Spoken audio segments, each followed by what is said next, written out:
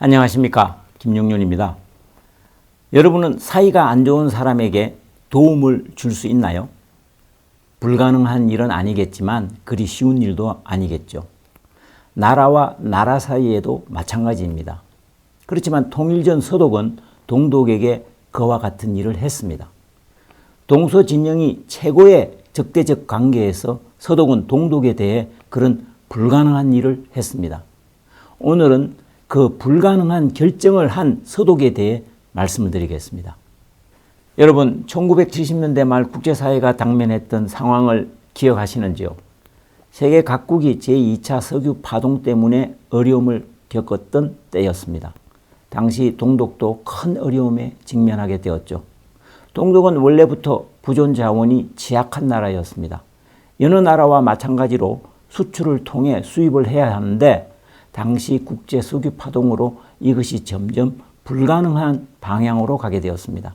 거기다가 원유를 포함해서 국제 원자재 값이 폭등하자 동독은 국제 경쟁력을 갖춘 제품을 생산하는데 한계를 느꼈습니다. 이를 타개하기 위해 동독은 수입을 줄이는 정책을 펼쳤지만 그럼에도 불구하고 대외 채무는 점점 더 늘어나게 되었죠. 그 이전에 들여온 차관에 대한 이자 상환이 어려워지는 처지에 봉탁하게 되었던 것입니다. 여기에다 국제금융시장의 이자율이 크게 상승하면서 1976년 연평균 5.6%였던 국제금융시장의 이자율이 1980년 17%까지 상승했습니다. 이에 따라 동독이 수출로 벌어들인 외화로 대외 부채를 상환하는 것이 어려워졌습니다. 1980년 당시 동독의 순외채는 100억 달러 이상이었는데 이에 대한 이자만 해도 26억 달러였습니다. 동독이 수출로 벌어들인 외화 수입의 70%가 이자로 나갈 수밖에 없었습니다. 1981년 들어 시장은 더욱 더 악화되었습니다. 동독이 벌어들인 외화 수입의 88%가 이자로 나가게 될 정도였습니다. 사정이 이렇게 되자 동독은 다른 나라로부터 다시 빚을 질 수밖에 없었습니다. 무역 수지 적자를 메우고 누적된 대외 채무의 원리금 상환을 위해서였죠. 그러나 외국 은행들은 동독의 대외 신용도가 떨어진 것을 들어 차관 제공을 거부했습니다. 이와 같은 상황은 동독의 체제를 심각한 어려움에 봉착하게 할 수도 있었습니다. 동독이 구원을 요청할 수 있는 국가는 서방의 서독뿐이었습니다. 그렇지만 당시 국제 정치 환경은 그것마저 불가능하게 했습니다.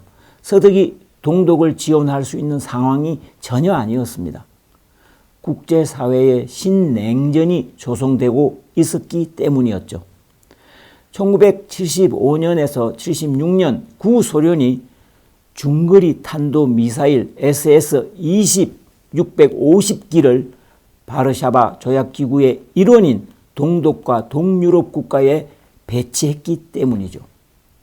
SS-20은 사거리 5,000km의 핵탄두 3개를 탑재할 수 있는 가공할 무기였습니다. 게다가 이동식 발사대를 사용할 수 있어서 기동력도 매우 좋았죠. 그러나 서독은 물론 서유럽에는 이에 대응할 만한 핵무기가 전혀 없었습니다. 게다가 1979년 구소련이 아프가니스탄을 침공했기 때문에 유럽에는 안보 위기가 절정에 다다랐습니다. 당시 서독은 헬무트 슈미트 수상이 정권을 이끌고 있었습니다. 절체절명의 위기에 직면한 스미트 수상은 모스크바를 방문해서 브레즈네프 소련 공산당 서기장과 협상을 하기도 했습니다. 그러나 아무런 소득이 없었죠. 슈미트 수상이 내린 결론은 이러했습니다. 소련의 중거리 탄도미사일 SS-20이 유럽의 군사 균형을 결정적으로 깨뜨렸기 때문에 강력하게 대응할 수밖에 없다. 소련이 동독에서 SS-20을 철수하지 않을 경우 나토 회원국인 서독도 미국의 중거리 탄도 미사일인 퍼싱2를 배치할 수밖에 없다라고 결단한 것이 그것입니다. 다시 말해 소련의 SS-20 중거리 핵 미사일에 대항하여 서유럽의 크루즈 미사일과 퍼싱2라는 핵탄도 미사일을 유럽에 배치하기로 했던 것입니다. 미국의 핵군비 증강 결정을 그대로 받아들였던 것입니다. 그러면서도 서독은 바르샤바 측과 군축 협상을 계속하겠다고 했습니다. 이와 같은 긴장 상태에서 적대적 관계의 국가와 협상을 하는 것은 그리 쉬운 일이 아니었죠. 아무튼 서유럽의 안정을 위해 미국의 중거리 미사일을 서독에 배치하기로 하면서도 구소련과 협상을 벌여나가기로 했습니다. 이것을 일명 이중결정이라고 합니다. 퍼싱2는 사정거리 1800km이고 마하 1.0을 자랑하는 미국산 핵탄도 미사일입니다. 명중률이 아주 높습니다. 퍼싱2가 1983년 12월부터 1984년 4월까지 독일에 18기나 배치되었습니다.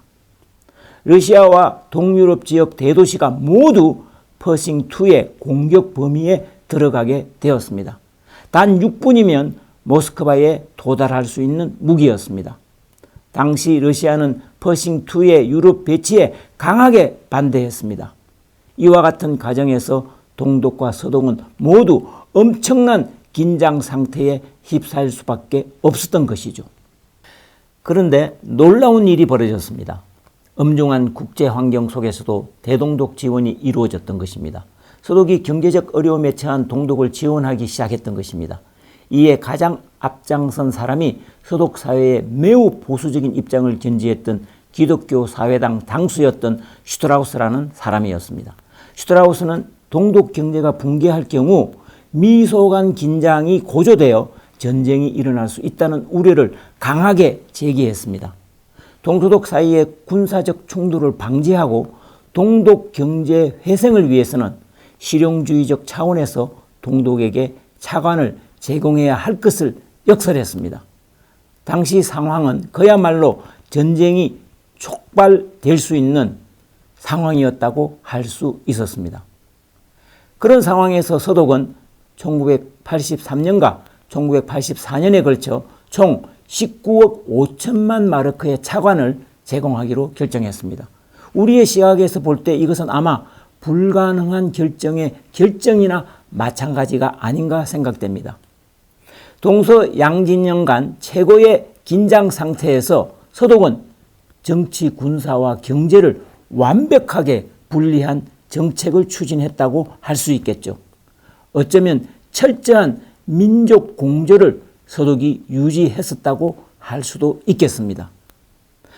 서독이 동독으로 차관을 제공하면서 동서독의 관계에 많은 변화가 일어났습니다. 서독은 먼저 차관 제공을 위한 협상 개시 조건으로 동서독 간 국경에서 여행 규제 완화와 총격 사살 행위 금지를 내걸었습니다. 동서독 국경에서는 여행 수속 절차가 대폭 완화되고 더 이상 총격 사건이 발생하지 않게 되었습니다. 국경선 통제 방식도 온건한 방향으로 이루어지도록 했습니다. 국경 통과 때 강제로 징수하던 금액을 인하시키는 성과를 가져오기도 했고요. 모든 연금 수령자에게 종전에 하루에 25마르크였던 강제 교환금을 15마르크로 인하시켰던 것이 그것이었습니다. 서독 국민에 대해 연간 30일간의 동독 체류 허가 기간을 45일까지 연장시켰습니다. 그리고 동독 여행과 관련된 편의 조치도 확대시켰습니다. 인적 교류와 통신 교류의 확대가 이루어지고 동독이 꺼려했던 환경, 문화, 교육 분야 회담이 개최되기도 했습니다. 그뿐만이 아닙니다. 소련과 미국이 결국은 중거리 핵 미사일 폐기 협상을 하도록 했던 것이죠. 독일 통일의 주역이었던 콜 전 총리가 2009년 베를린 장벽 붕괴 20주년 행사에서 이런 이야기를 한 적이 있습니다. 슈밋 수상의 이중 결정 전략이 없었다면 1989년 베를린 장벽이 해체되지도 않았고 1990년 동서독 통일도 없었을 것이라고 했습니다. 이 말은 동독에 소련의 핵무기가 그대로 배치되어 있었더라면 통일이 어려웠을 것이라는 의미로 볼 수 있습니다. 여러분은 어떻게 생각하십니까? 오늘은 독일 통일을 가능케 한 서독의 불가능한 결정에 대해 말씀을 드렸습니다. 감사합니다.